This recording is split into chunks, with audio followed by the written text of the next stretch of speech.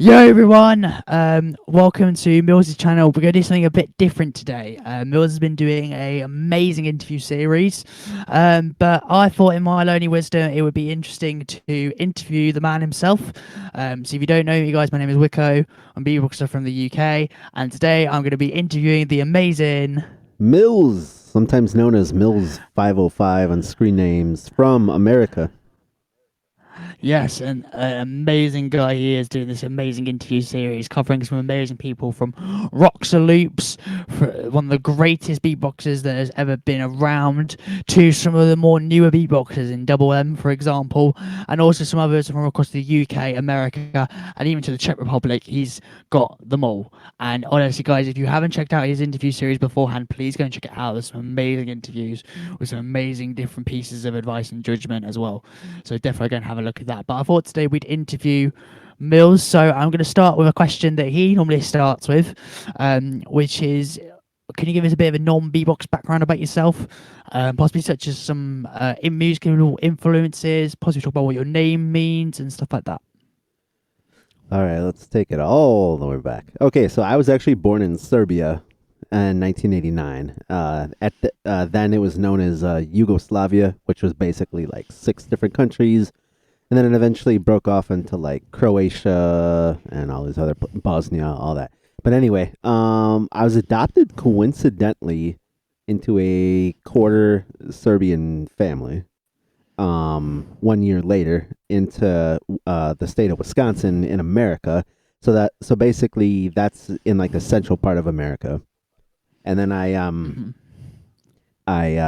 that's where I grew up, was raised, and then I heard a lot of not just like normal Western music, but I also heard a lot of Serbian, like old school music.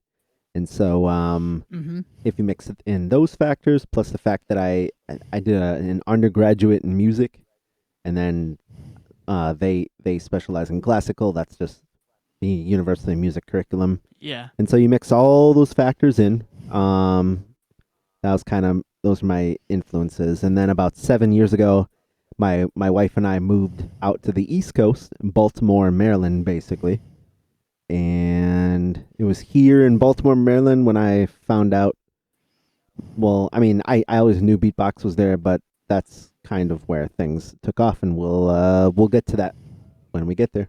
Yeah, definitely. We'll get to that quite a bit. Yeah, there's quite a number of questions I've got for you, which Oh, are I actually forgot quite a lot about about my stage beatboxing. name. So I forgot that part. go on, mate. It's fine. It's fine. It's such an informal interview. It's fine. Go Yeah. for it. So, MIL is the first 3 letters of my actual name. So, long time ago, it used to be like when I did Xbox Live, it used to be Mills Got Skills, and then I just took out the Got Skills because I know I'd get roasted really easily.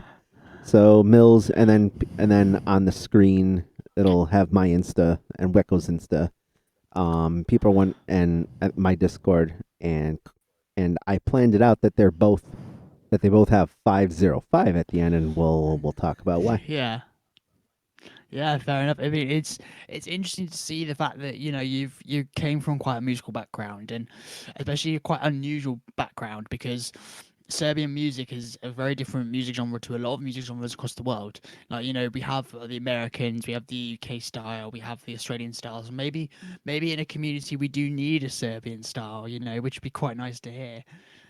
To be honest, but we'll get onto that in a bit. So next off, we're going to go for a solo beatbox background, or how you found beatboxing in the first place.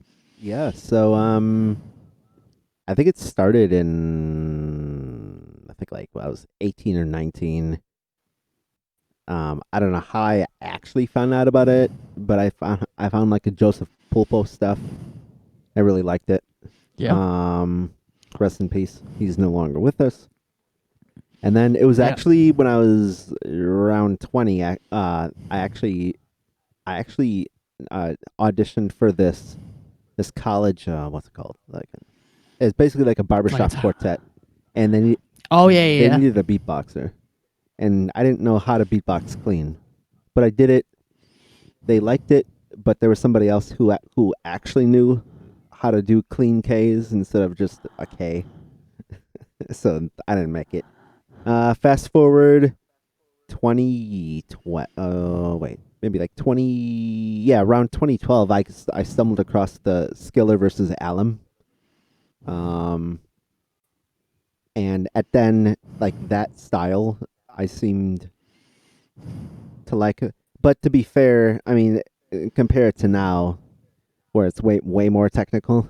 So Yeah. that's why that part, that's why like when I solo beatbox, it's basically like basic stuff, but then now I sing because back then I didn't know that you could sing and beatbox at the same time. Like Yeah, chord. it's a really interesting concept actually. I mean, I know Butterscotch did a video for Wired, not too long ago actually. I think it's about a couple of months ago, where she talked about all the basics, and one of the basics in it was about singing or humming with beatboxing.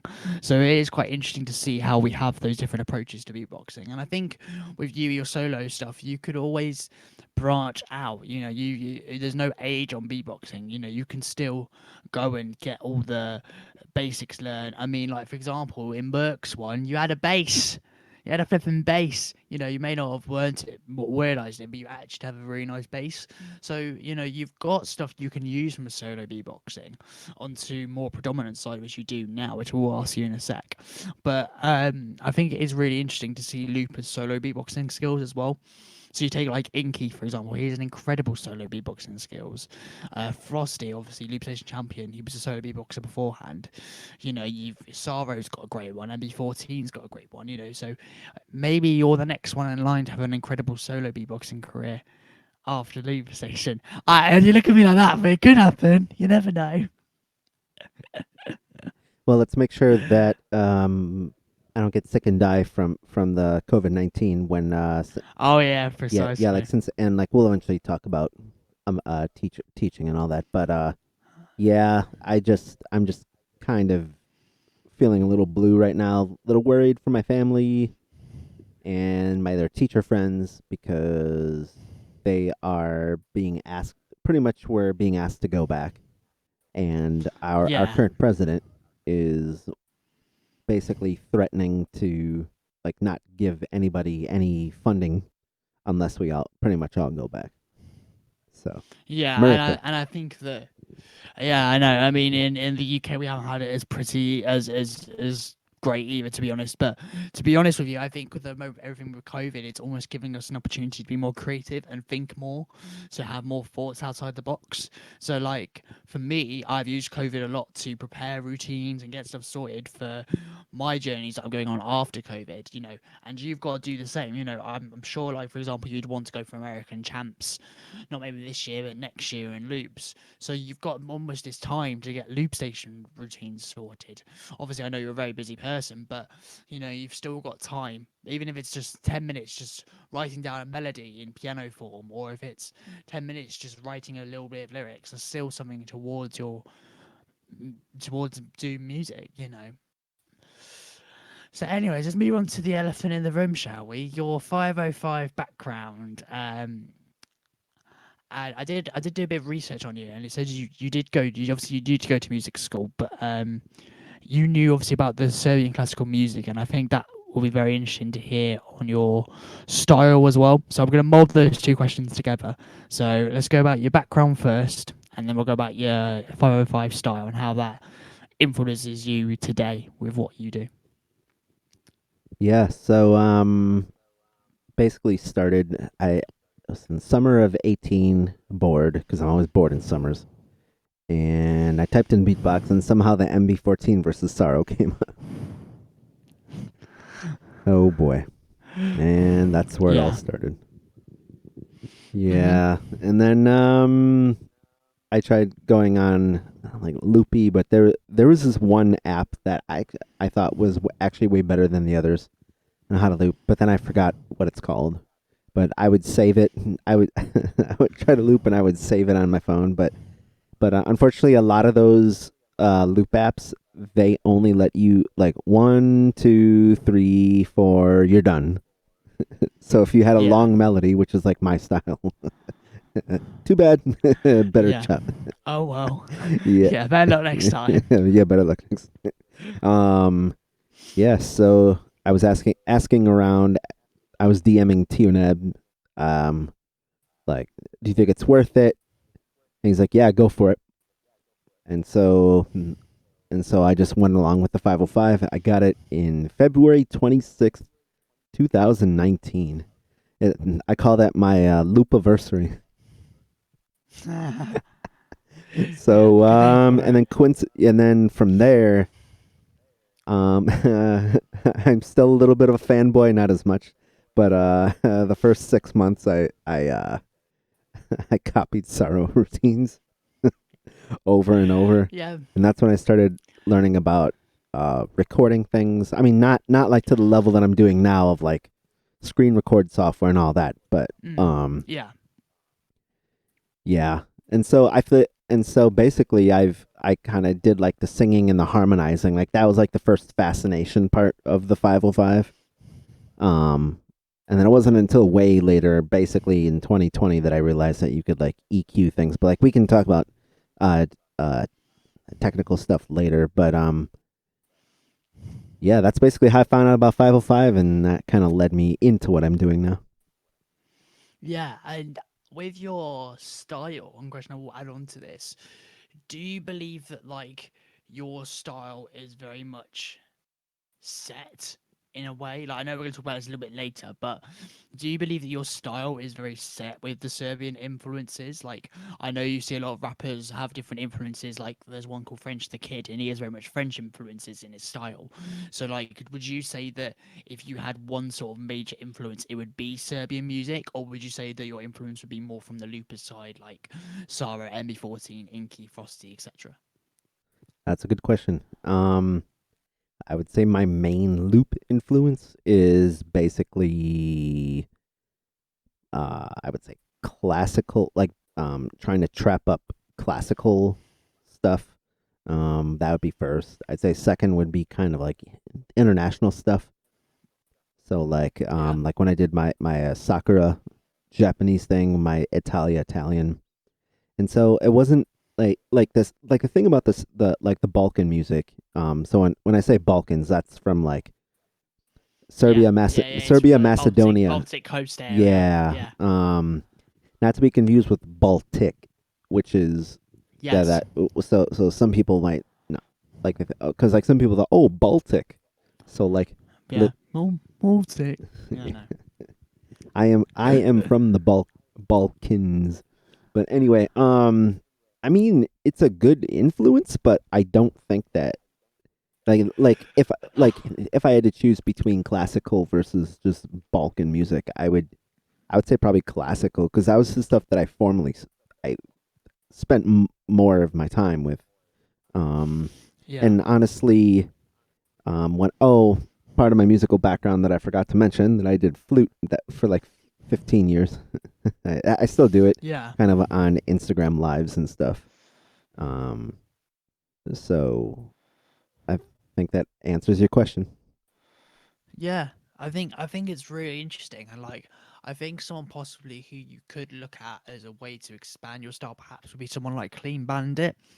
Now they're a band that use a lot of classical music with pop culture and almost like not and more like and like trap culture, and there's room in their songs for a bit of drum and bass and a bit of bass line and stuff like that. So maybe they might be someone to look at, and perhaps maybe you could use them as another musical influence to expand your Serbian style, because it's got so much potential. Like it's something completely new no one's seen, and it's really interesting to see about your style and how it can grow. You've got so Oh, much potential I forgot to with mention growing. something more about the loop style. Hmm. I'm more like the thing I love about it is trying to do way new ideas. So it's not necessarily putting a label on it. It's just trying to do things that nobody's done. So like basically how if you had these three tracks, let's see, make sure my memory going.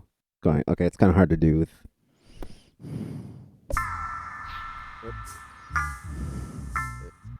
Let me try that again.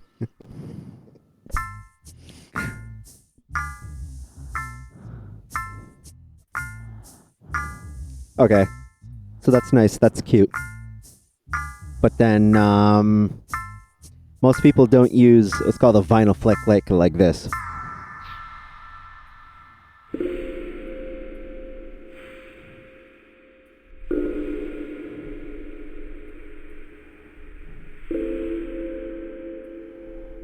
Yeah, and then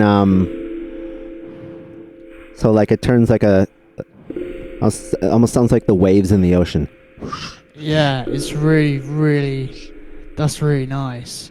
I'd be interested to hear that with like a um almost like a really simple pattern, like a BTTK, for example. Yeah, That would be so nice to hear with a little bit of trap notion. yeah, and it's just trying to Almost. find other ways of just using the buttons. So like the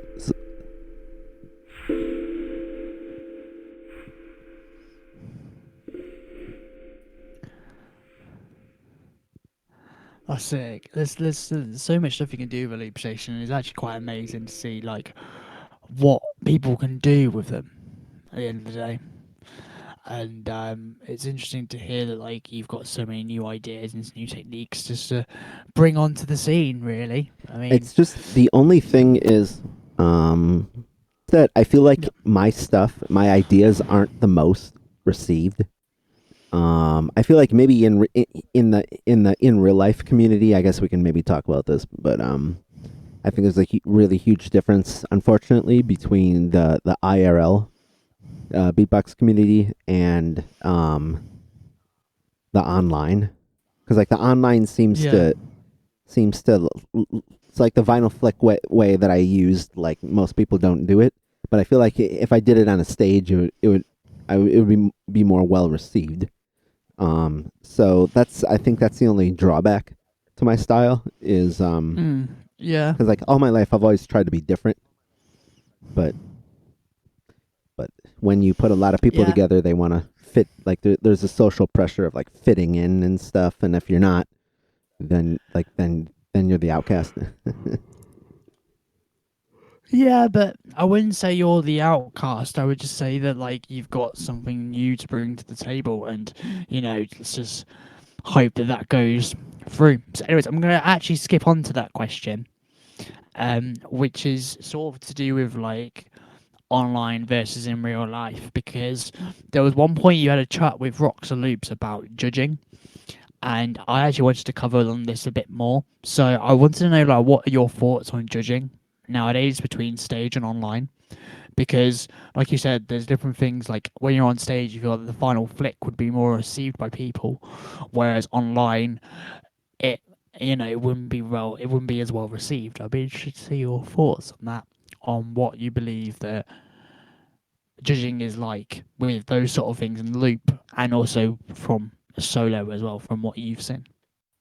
Yeah, so I think the solo thing we can knock out sooner than the loop. The solo thing, well, actually, like there's one overarching thing I would say that's in common with the way I judge solo and loop is I'm always looking for Yeah, way more musicality, and I'm also looking for originality. Which in solo, it's like I spend hours and hours listening to just really fast stuff and some cool basses here and there, but and like big basses on a drop or whatever. But I like to so it's like I think cold can get very musical.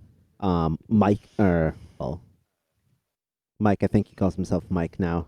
Um, yeah, he made like top 24 of like the online GBB thing, like the pre-qualifying stuff. yeah, Shout out to both those guys. But it's like I would much rather listen to them one time than like the really hyped up hardcore fast stuff like a million times. Which then yeah. No, I get that. which then leads into, but then I guess my judging is would make me controversial because um even though I do have to be objective, like it's like a cleanliness and structure, which is on like most of the Google sheets. Even though I have to do that, I feel like originality. I feel like I'm looking like I see it from a different way, which kind of ties into the background that we just got done. My background that we just got done talking about. Mm. Um.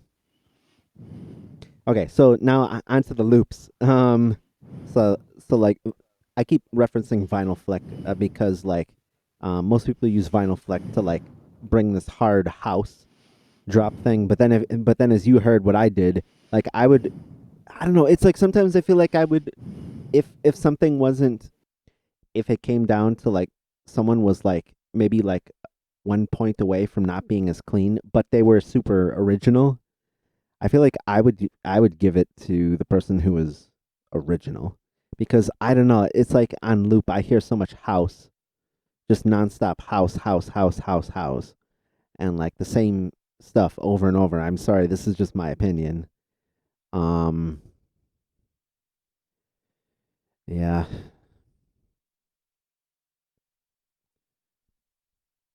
I know it's weird. Oh, one more thing. I feel like when I watch how other people judge, I'm sometimes taken away by how,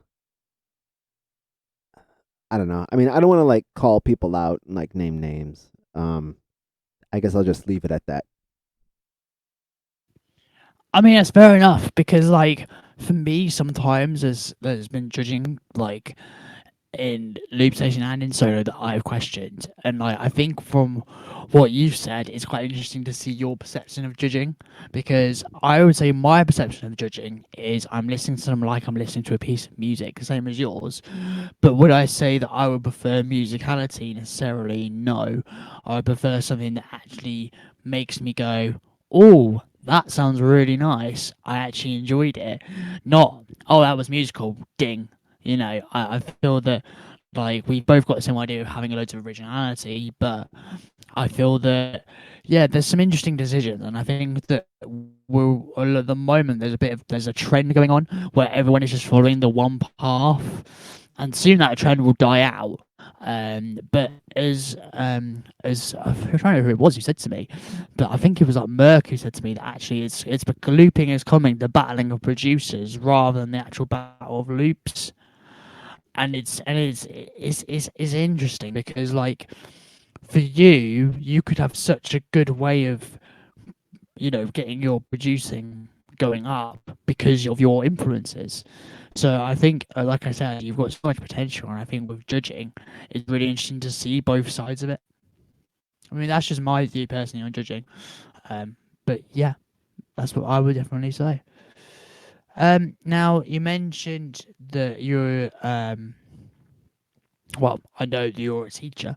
So how would you say that your teaching has impacted your beatboxing and your 5 and 5? And how do you teach? How do you do your lesson plans? I know you do lessons as well. So who does that like? How does that work almost in assets? All right. Let me take you back. So, it was back when I was like around 18. I knew I wanted to be a teacher.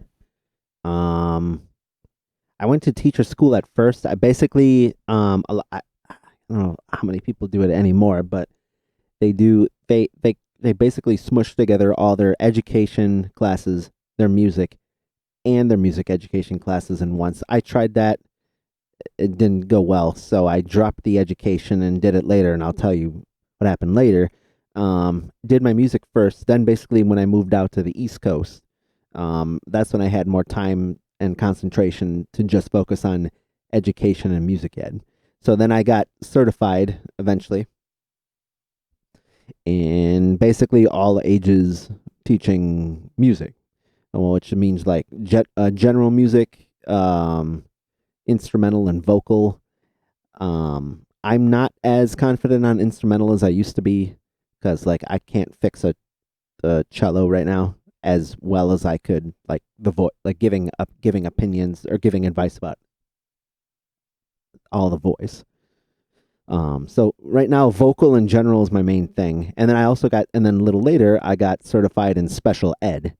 That's because the school that I currently work at, when I was searching for jobs about 3 years ago, it just happened to be high special ed. And so we'll eventually get into like how music impacts like special needs and speech, but it wasn't until the end of my first year I had this cool idea like, hey, why can't we do beatbox and even like modify, and like you'll hear me use that word a lot, modify really tough stuff for like the mentality of my learners. Um, so when you ask about lesson plans, it's basically I'm big on materials, hardware and software. So software, like there's a bunch of programs that would be on this computer that I could have the kid go and like this means high, this means low, and they could drag and all that, drag it across the screen and all that. But hardware, like I have these big posters that is over in that part of my basement.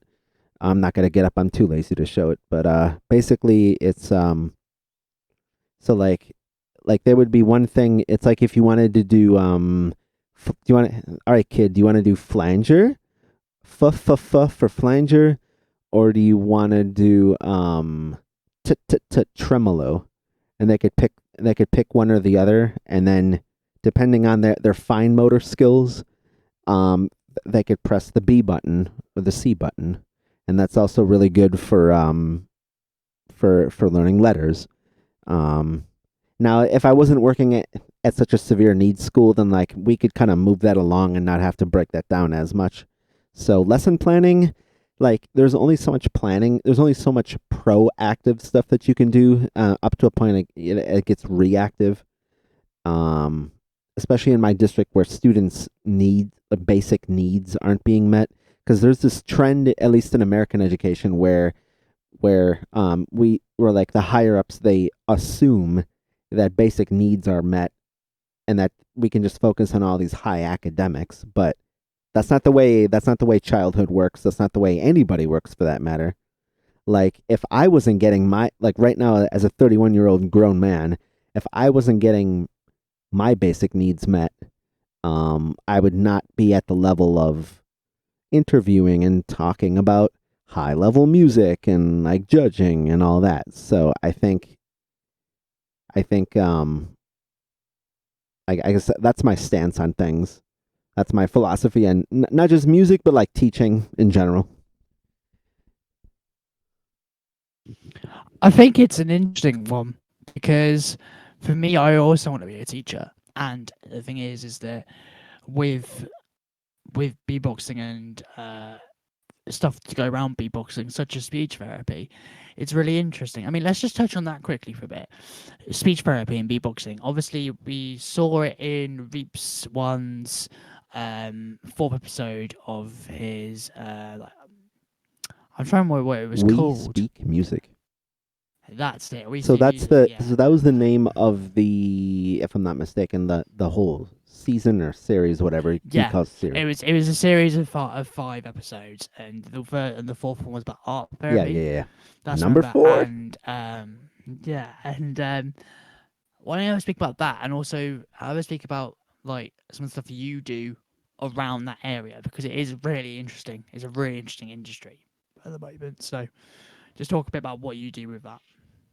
Yeah, so as I started to say, it was like towards the end of my first year when when I got creative and I wanted to put beatbox and some loop stuff um with what I was already doing anyway. And basically, so in my type of school, eh, unfortunately, you can split them up between like verbal and nonverbal. So like we have a few kids that can talk like this, maybe not as fast as we do, but basically, there's this one kid. He surprised me out of nowhere. Um, he somehow hummed and did basic BTKT. I didn't teach him that. He just like okay.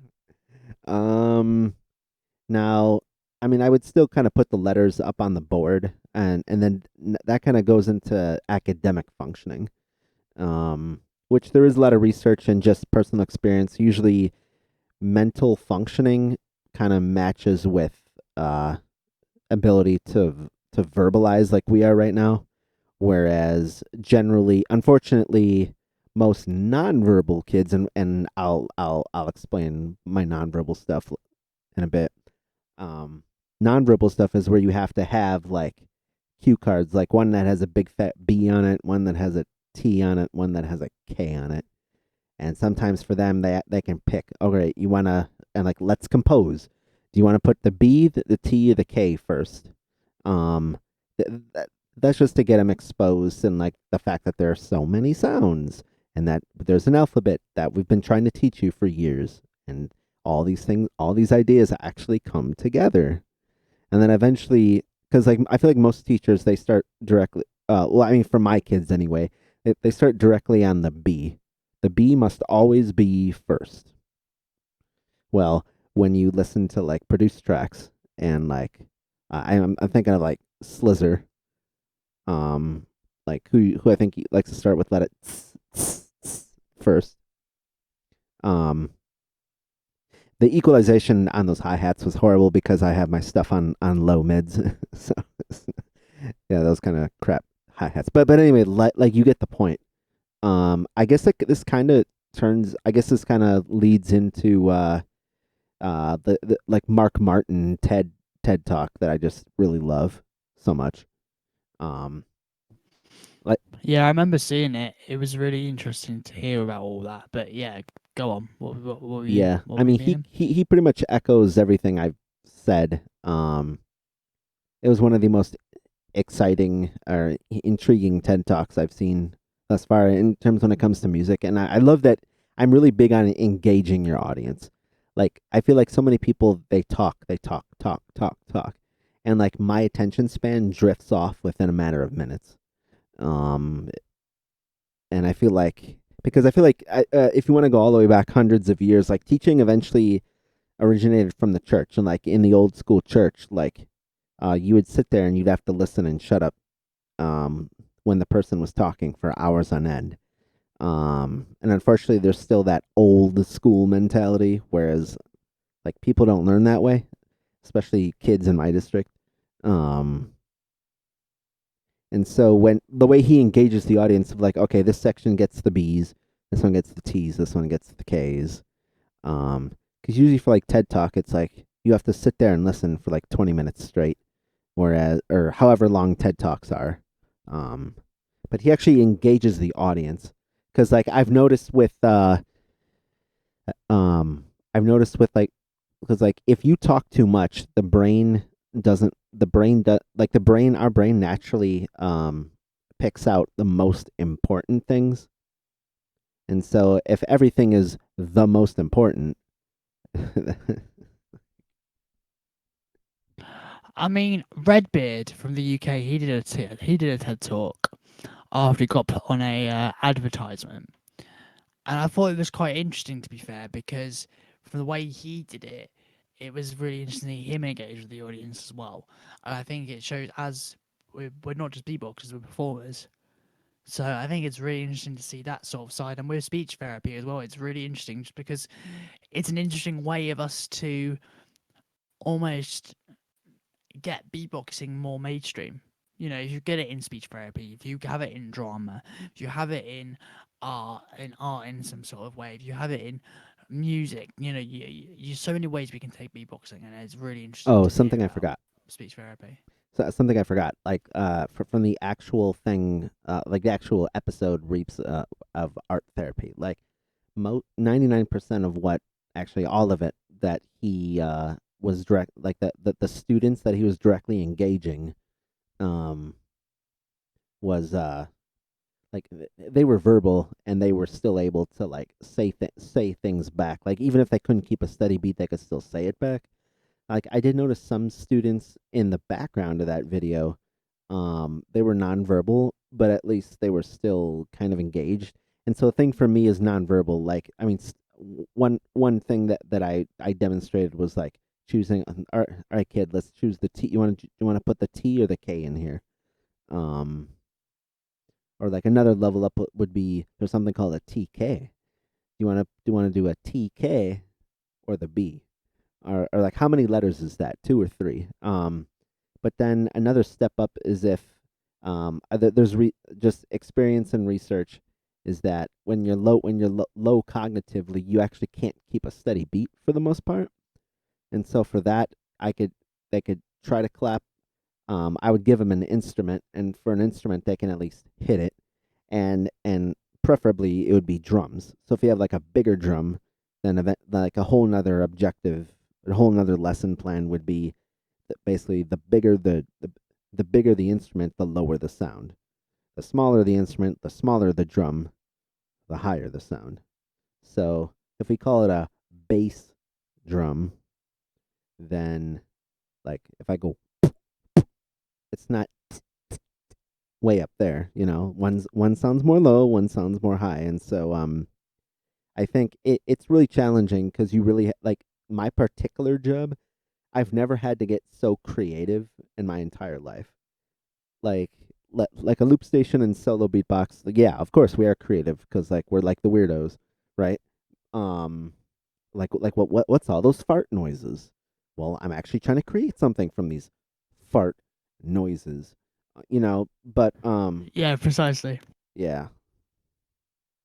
So that was a little tidbit I want to add. Is like, oh yeah, I'm really big about equity. Like why like I don't like when people give more uh time and attention to the higher functioning kids that can keep the steady beat and that can actually sing more things than the kids who are low functioning and like looking down on them because like the system slash society at large tends to look down on them. And like my part of my teaching style that you were asking me is like I'm really big on like the biggest life skills. You should try to do things independently. And like people aren't gonna feel. I mean, like yeah. Some people can feel sorry for you, but I don't want them to like at age 21 because like my particular type of school you can go not just until 18 but until 21. Like when they graduate, like people aren't going to feel as sorry for them. Like they're not going to be sheltered in my type of school. Um like they will probably get discriminated against. And so UK probably has something similar. In America it's called the ADA, Americans with Disabilities Act. Um it's like if you're trying to get a job or just basic, I don't know, like proving that you can live with a family member, um like like you need to teach them to know their rights, and that goes into life skills, and that this is kind of getting away from beatbox, but my point is I think all these things are interconnected. Yeah, I mean, we have many different things with disabilities, and I will actually cover on this because it is actually slightly important to beatboxing. And there is a comedian in the UK, and I can't remember her name for the life of me, but she has a speech problems, and she did send a recent interview. It wasn't for beatboxing. She wouldn't have got to where she was today with doing incredibly funny and hilarious comedy. You know, we had a guy who won our Britain's Got Talent who was called Lost Voice Guy, and he's got no voice, Oh my but god, yeah, he's I used to watch. brilliant with Yeah, Thor. like Britain's Got Talent. I've been watching that since like I dreamed a dream of time gone by, and that whole 2009 thing. Yeah, Susan Boyle. Yeah, Yeah, yeah. But you know, Lost Lost Voice Boys Guy Guy. was Yeah, a I revelation. was gonna say, yeah, I think as a person like he would type his routine, and then and like the Siri voice or whatever would say what he said. I think that's pretty much what we're talking about. Yeah, yeah, yeah. But I think it's really interesting with that because, you know, it proves that disability people they have the potential to go further, and if we can use such as stuff such as beatboxing to help them get further and to be able to be like comedians or to be actors or to be able to be people working general jobs. You know, if you know the fact is that in the UK, we have something that's called disability benefits. So if you're able to live with a family member, you get paid by the government basically because you're disabled. And I think that in a way, instead of just saying, right, you can lock yourself in a room with a family member, here's £1,000, it should be, no, actually, here's £1,000, go and use that to go and do something good with your life. No matter if you can't speak, no matter if you can't hear, no matter if you can't take, you know, no matter if you're just in a wheelchair 24/7, you know, no matter any of that, at least take that £1,000 and say to them, go and do something. Don't just trap them Oh in a yeah, can room. I? And I think that is. Oh, I was gonna say about the wheelchair thing. I've. Like the wheelchair, I feel like most Mhm. people I know that are in a wheelchair, like they don't have a cognitive issue. Like they like it's like their legs or whatever. But like for me, it's more like so for that, like if I had someone in a wheelchair, just the fact that they were in a wheelchair, um, I like they could still do boots and cats all day long. Um, so like and like that's part of my over like short term and long term planning is really getting to know the kids, like their levels, their mental levels. So even though there are other things like dyslexia, and these are things that I learned about. I learned about them in school, but in my type of school, like my type of school where I work at, no level of university stuff is going to prepare you for that. So, yeah, like when you said wheelchair, that sparked what as for one more thing, kind of or like the no voice guy, I think that was, but Yeah, Lost yeah, Voice yeah, guy. yeah. Yeah. I was gonna say in other Got Talents too, Britons and Americans, like people who have a stammer, when they do comedy and especially music, it almost fully goes away. And so I'm sure there's more research out there on that, but I think that's just the power of music. Yeah, it's also interesting with stuff with Tourette's as well. There's a singer, I try and remember his name as well. Um, but he's from the UK and he has a stammer. And when he did a thing with, I believe it was Michael Bublé, and he got on stage. His mum said he absolutely loves him. He got on stage and sang beautifully, and it's just like, oh my god, wow, that's incredible. So it's really interesting to see how music has turned many people's lives around, especially beatboxing as well. But anyways, let's move on to the next question. Because although they're very interesting, I want to get back onto you a bit more as a artist. So my next question is: US champs, American champs, or GBB? Could we see possibly a slight change in style, or could we see something um, that changes to suit that current climate, or are you not interested in battles? Where do you basically see yourself basically Yeah. going? I was just telling someone the other day. I think I'll always submit wild cards. I don't expect to really get in because my style's a bit weird. I guess. I mean, it's weird because like the first time I submitted a wild card was actually for GBB instead of Americans because I didn't. I think I passed the deadlines of Americans. So, um, I mean, I think I'll always submit things. I'll always still work on things objectively. I think Yeah, I think it's just a matter of I don't know. Like I can still counter people, which is kind of tough on loop. But the thing is, like when you have 3 minutes, first of all, I don't like that there's only 3 minutes because if you're really trying to develop something, and my style it is takes a longer build up. yeah, Um, it gets a bit tough. Um, but yeah, I mean, you can see things from from my end. I'll try. yeah. I think one thing that might be good for you is possibly going to SPX camp, Oh because I yeah, think I what you'd forgot be about able to that. do is you'd be able to train your style with those who are already the big heads, so like ME14, Saro, Inky, etc.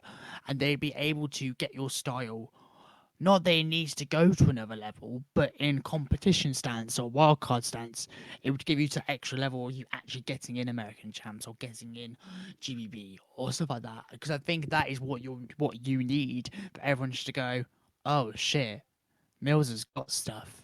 Shit, I might take inspiration off Mills. Oh my god, So I think that's what you need. I mean, that's honestly what I would suggest. But obviously, you know. Yeah, that's a really good idea.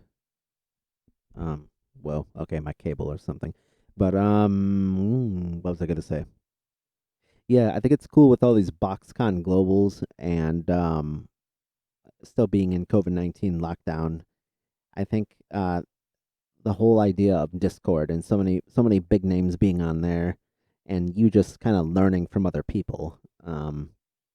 I feel like I mean I don't know when the next camp is ever gonna be because it was supposed to be. I think it's always in August. I think. I think Blady Chris is. Yeah, so it's supposed to be this.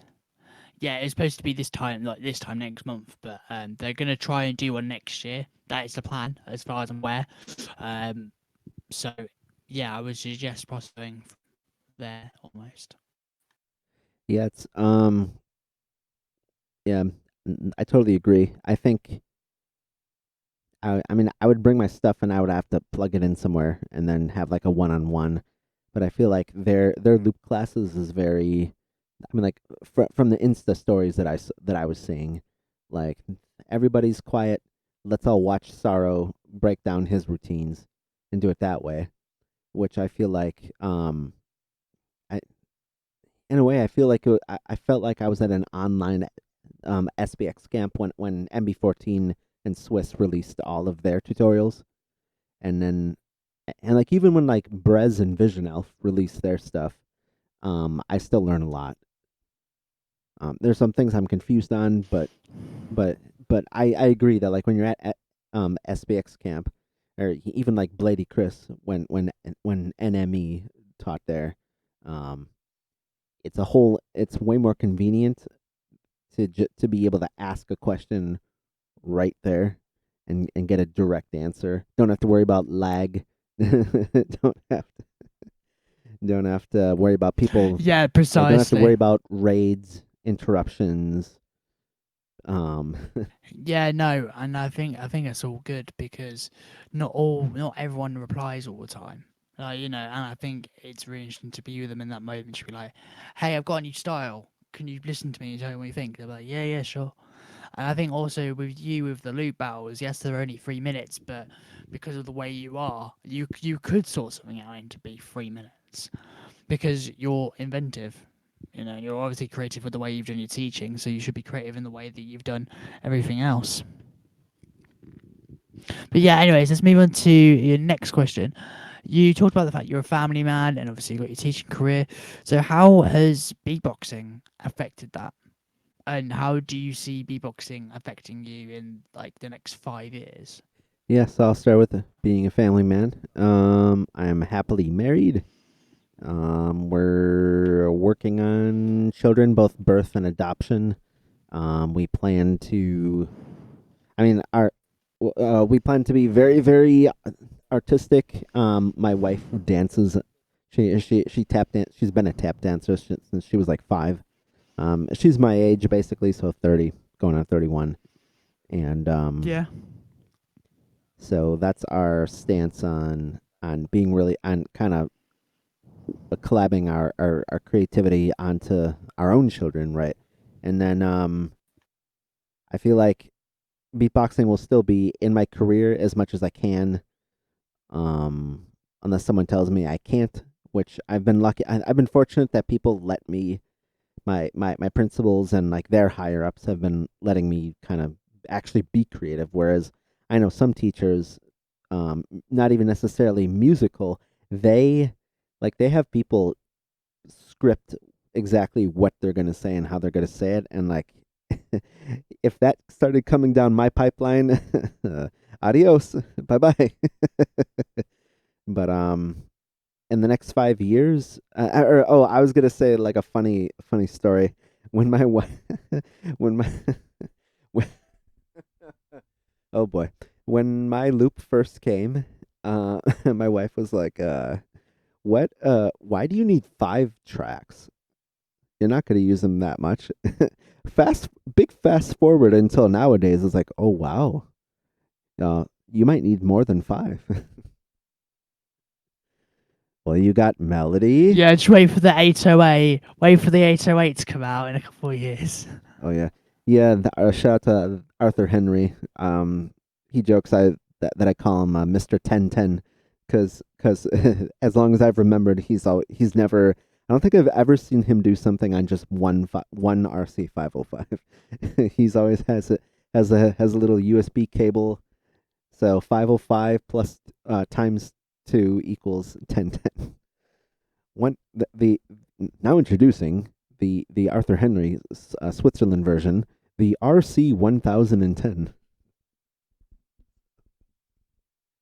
Yeah, I guess we can talk about second devices if I can chirp in there real quick. Yeah, yeah, go for it. Second devices, I'm all down for them. What is your second device? How does it help your looping style? Are you look what other ones are you looking to get? So I do not have a second device. I don't know if I'm getting one soon. People keep saying I should get a Helix because with all the sounds that I like to make and the genres, that's nice. The thing is what was I gonna say? Oh yeah, like the other day I was thinking, and on some second devices, there's some things that you just really can't do. And like Rockstar Loops and I are way more so purists than like the normal trends nowadays. So like on a Helix anyway, and even I think like a VT4, basically you hit one button and it arpeggiates your stuff. You just hit and it starts going da da da da da da da da da da da da da da, like a lot cleaner than I did. And so I feel like it's almost not fair that someone like me who tries to do what I can versus somebody else who has all these extra um opportunities of sound design. I don't know, it just almost doesn't seem fair. It's so I guess if this kind of ties back into the judging, I guess if the judge heard way more layer not just layers of sound but types of sound versus somebody who is more limited, especially like financially, like that's not fair. Like do you see what I'm saying? Yeah, I do actually. But I think that for me, as someone who likes to, do sound design for drama, I think it's important to have every door open to every Oh, opportunity. I So should have when clarified. you Like, ask I'm that just second, talking for battles, by the way, like 3 minute battles. yeah, yeah, yeah, no, I know When you it's are. not I know you are. I know when you it's are. not battles, then knock yourself out and be like Beardy Man and Inky with all their million devices. Yeah, yeah. But what I'm saying is, with a battle, it's it maybe a second device could put your style up to that next level because you've got stuff there that and you've got routines and you've got stuff that yes it might be going slightly out of your comfort zone and going into like the sort of house vibe or the drum and bass vibe or stuff like that, but you mixing those suburban influences with current styles, even if you like doing like a clean bandit sort of thing like I said before, it's really interesting to see that as a battle. Because if I was watching you and you were versus, I don't know, let's go for a random looper. Let's Enhance. go Sin from I'd get my Germany. ass knocked out real fast. Yeah, but let's just say, well, no, actually, bad example. Let's just go in Hans, right? Because Hans, we both know. So Hans on one side, you're on the other. You do a Serbian, like almost like a lo-fi, chill Yeah, beat, little bit of flute influences in there, a nice bop, and you're just like, oh yes, I like that. Here it is house. I'm like, I'm going over here because your style is if it has that, as long as it has that bop to it, which I think that might be what potentially you're missing for the battle scene, is that bop. Once you get that bop and that originality in that bop, you will literally soar. And I think that that's possibly what you could be missing. And I think it's interesting to see about how you feel about that because you've got new things, you've got new ideas. It's just about putting those ideas onto paper. yeah. Um, I could work on the bop. Um, I'm not always interested in the bop because if someone like Robin, he doesn't. I mean, it depends if like one person might think he does, one person might think he doesn't. Um, but I guess kind of not veering off too much, but I'm using Robin as an example because um he really doesn't care about drops, and I guess his NME he doesn't he really doesn't care about drops sometimes. Um, but I feel like Robin still like he knows how to still have like a chorus climax um thing for his structure. So when you're objectively judging a structure, but yeah, I guess I mean like having a bop is always kind of something to think about. Yeah, I think it is. I think it is. Right. Well, thank you very much, Mills, for this interview. If you'd like to have any shout outs or you'd like to drop a beat, you're more than welcome to. Um, but otherwise, this was an amazing interview. All right. First shout out is to you for interviewing me. Um, Merci beaucoup. yeah, yeah, big up. Big up. Another shout out is to Matt Hahn, who actually kind of got me into the scene. Um, that I didn't have an Instagram or anything. I was just on Facebook Messenger group with a lot of UK people. Shout out to Suffix. He kind of helped me with some basics. There's so many other shout outs. Shout out to the people in real life, for the in real life community who are really trying to like push things forward and not let any toxicity or whatever get in the way. Yeah. And we kind of already talked about like Mark Martin and Reaps one.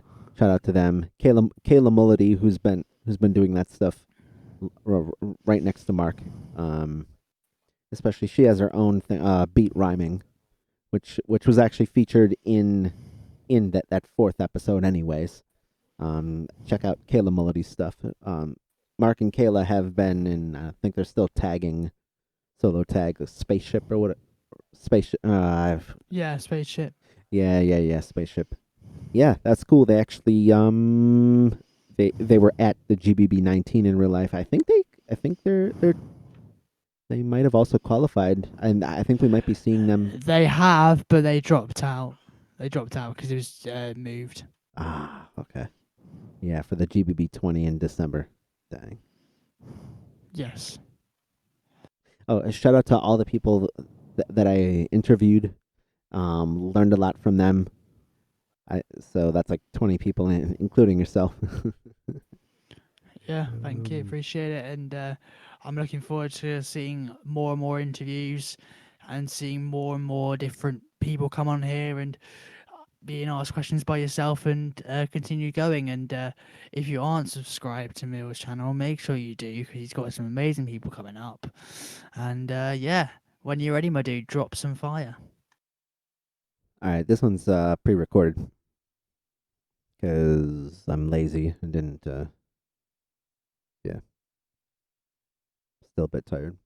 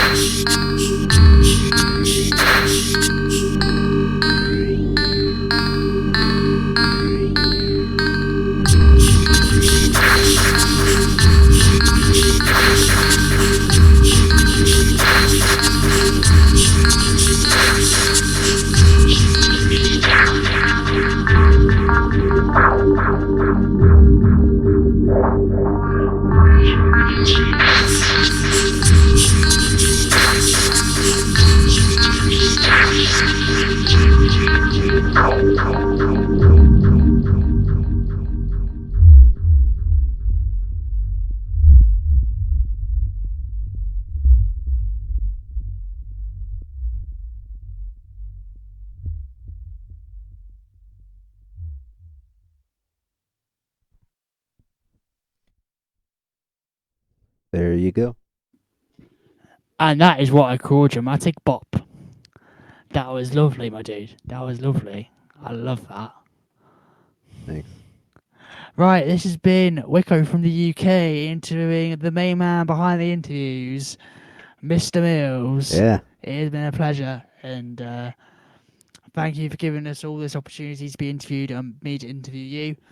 And make sure again you go and subscribe, like this video, comment, and let you know who you want Milz to interview next. He needs some options, so Yeah. give him some comments on who you want him to interview. Yeah. Yeah. Thank you very much. Just a quick disclaimer. I not everybody who gets requested to interview, I'll interview, but I will always take things into consideration. All right. Thank you. Awesome, You're mate. welcome. It's been great. I've always liked to try to impart Oh knowledge. man, that was amazing. Yeah. Ish. Mate, honestly, that was great. That was great. Ash. Peace, All man. right.